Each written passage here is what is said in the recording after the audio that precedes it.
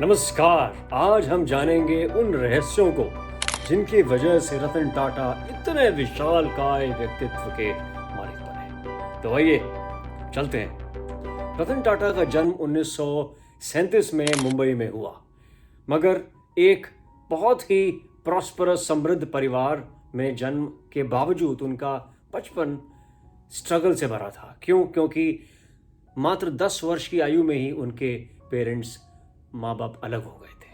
तो उनकी परवरिश उनकी दादी ने करी। पढ़ने में उनकी रुचि शुरू से थी और वातावरण भी माँ बाप ने कुछ ऐसा दिया था कि उनमें भी वो टाटा होने का जज्बा था कि मुझे कुछ कर गुजरना है। और इसीलिए सन 1959 में उन्होंने कॉर्नेल यूनिवर्सिटी, मशहूर यूएस की कॉर्नेल यूनिवर्सिटी से आर्किटेक्चर में बैचलर्स किया और वो कर वो वापस आ गए। अब उनकी विनम्रता का सबूत देखिए कि 1961 में उन्होंने टाटा स्टील जमशेदपुर में काम चालू करा। कहाँ? स्टील की फैक्ट्री के फ्लोर पे मजदूरों के साथ में। कोई शर्म नहीं, कोई झिझक नहीं, क्योंकि उन्हें काम सीखना था और ये जज्बा हमेशा बरकरार रहा।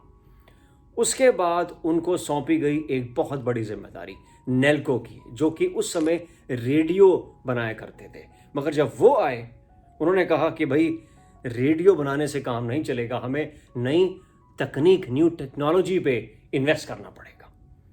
तो उन्होंने सैटेलाइट कम्युनिकेशन पर निवेश शुरू किया, उसको बढ़ावा दिया और जब उन्हें कमान मिली तो नेल्को का मार्केट शेयर गिर के मात्र 2% हो गया था।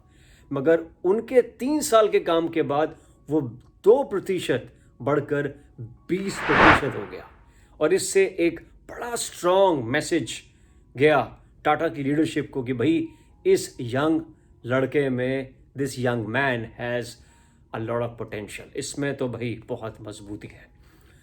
तो करते करते आया सन 1991 का समय, जब उन्हें टाटा सन्स की चेयरमैनशिप मिली JRD टाटा से।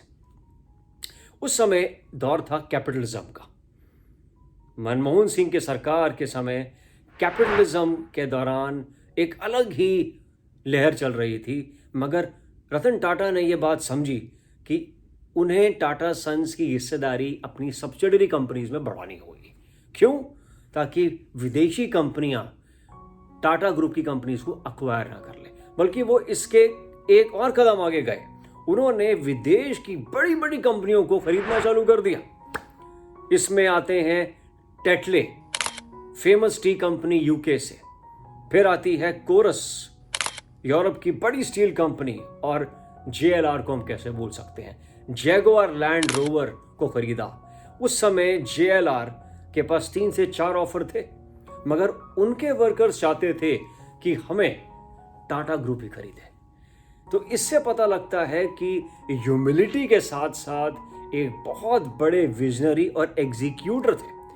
हम देखते हैं कि लाखों करोड़ों लोग योजनाएं, प्लान तो बहुत बड़े बड़े बनाते हैं, मगर एग्जीक्यूशन में मार खा जाते हैं। ये उनमें से नहीं थे। और चलते चलते दौर आया 2003 का, जब उन्होंने देखा कि एक स्कूटर पर एक परिवार बड़ी मुश्किल से एक बारिश के दिन जा रहा है और बहुत मुश्किल में है। तो उन्होंने सोचा क्यों ना मैं इन लोगों के लिए एक बहुत ही सस्ती अफोर्डेबल कार बनाऊं, जिससे कि इनको मौसम की मार का सामना ना करना पड़े। और 5 साल के बाद जन्म हुआ लखटकिया कार, यानी कि नैनो का। तो इतने संवेदनशील थे, वैल्यूज के हमेशा साथ रहने वाले और देश के लिए, देश के लोगों के लिए कुछ करने वाले। और 2012 में समय आता है जब वो निर्णय लेते हैं कि अब वो चेयरमैन नहीं रहेंगे। और 2012 के बाद का जो समय है और आज तक का, वो रुके नहीं।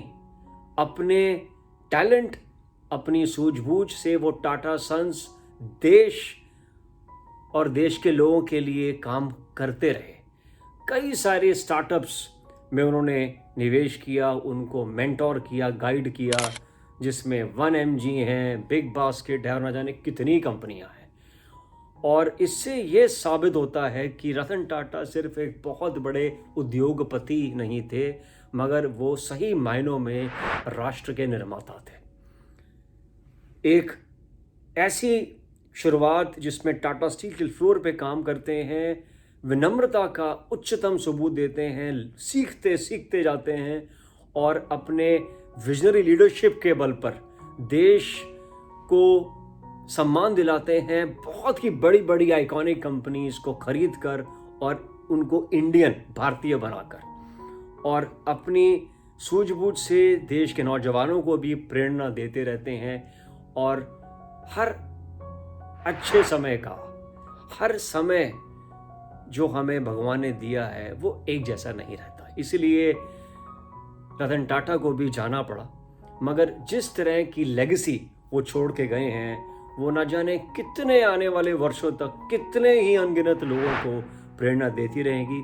और देश 1947 के बाद अब हम 2047 देख रहे हैं कि हमारा देश भारत एक विकसित राष्ट्र बनेगा, और वो ज़रूर बनेगा। और मैं समझता हूँ कि रतन टाटा के मूल्यों का, उनके जीवन का इस पर बहुत बड़ा प्रभाव रहेगा और बहुत बड़ा योगदान रहेगा। देखने के लिए धन्यवाद, और मैं उम्मीद करता हूं कि आपको वीडियो पसंद आया और आप भी रतन टाटा साहब के इन मूल्यों को, इन वैल्यूज़ को इम्बाइब करेंगे और अपने जीवन में बेहतरीन काम करेंगे। अगले वीडियो में दोबारा मिलते हैं, तब तक के लिए नमस्कार।